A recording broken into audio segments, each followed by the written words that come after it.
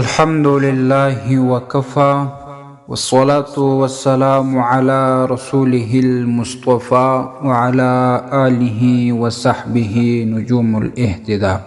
معارف الاسلام اداره. معززو قدرمندو ورونو او خويندو، د شعبان مبارک میاشت شروع سوی ده چې د دې شعبان د مبارک میاشتې عظیم فضائل دی او ډیر زیات ثوابونه برکات پکښې دي. محمد مصطفی صلی الله علیه وسلم به د دې میاشتې د راتګ ډیر زیات اهتمام کوي چې دا میاشت به کله را نوې سي او کله به را داخله سي، او په دې میاشت کې به د برکت دعا کول، اللهم بارک لنا فی رجب و شعبان. یا الله زموږ لپاره د رجب په میاشت کې او د شعبان په میاشت کې برکات واچوي. وبلغنا رمضان، او دا دعا به یې کوله چې الله په خیر مو تر رمضان المبارک پورې ورسوي. عایشه صدیقه رضی الله عنها د محمد مصطفی صلی الله علیه وسلم حال بیانوي په دې شعبان میاشت کې. كان رسول الله صلى الله عليه وسلم يصوم حتى نقول لا يفطر.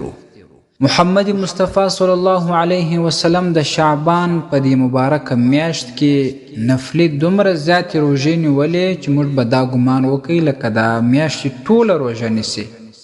ويفطر حتى نقول لا يصوم. کله کله به د دغه شعبان د میاشتې څخه روژې خوړلې نه به یې نیولې، نو موږ به دا ګمان کوئ چې بیا نه نیسي.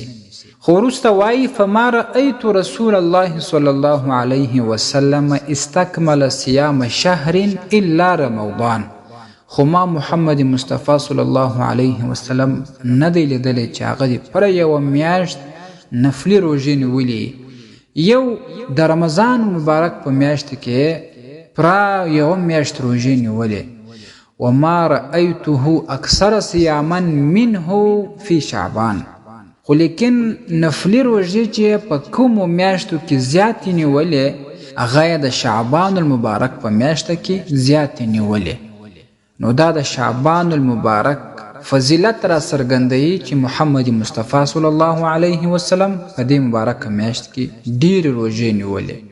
او په سنن نسائی کې یو حدیث راځي، اسامه ابن زید رضی الله عنه وایي چې ما محمد مصطفی صلی الله علیه وسلم ته وویل لم ارک تصوم شهرا من الشهور ما تصوم من شعبان یا رسول الله صلی الله علیه وسلم.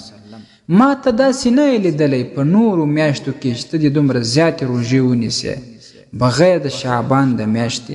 دا ولې؟ رسول الله صلی الله علیه وسلم ورته وفرمایل ذلك شهر یغفل الناس عنه بین رجب و رمضان. دا داسې یو میاشت ده چې ډیر زیات خلک ورنه غافله وي، او دا میاشت د رجب و د رمضان په منځ کې ده.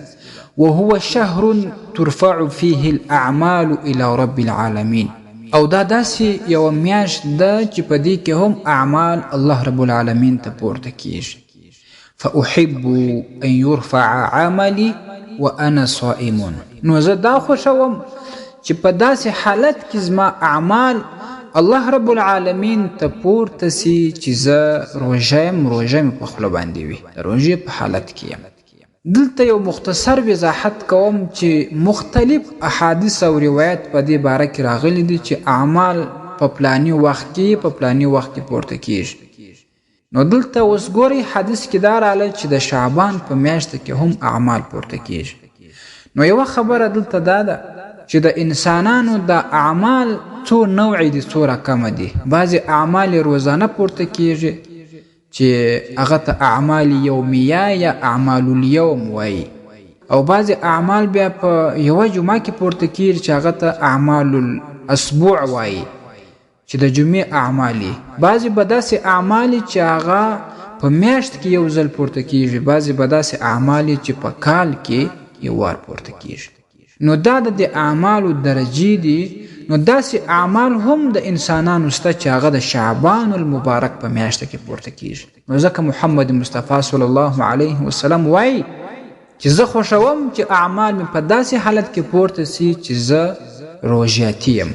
او حضرت انس رضی الله عنه وایي چې ما د محمد مصطفی صلی الله علیه وسلم څخه پوښتنه وکړل چې ای الصوم افضل بعد رمضان، د رمضان المبارک د میاشتې غیر نورې کومې روژې ډېر زیات ثواب لري؟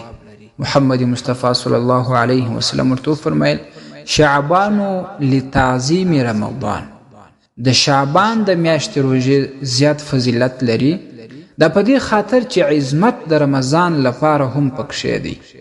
ځکه چې انسان په دې شعبان کې روژې نسی، نیک اعمال کوي، نو عادت سی، بلد سی، بیا د روژو سره چې د رمضان المبارک روژې ورته اسانه، نیک اعمال ورته اسانه، نو دا هغه رمضان تعظیم هم په دې کې رالی.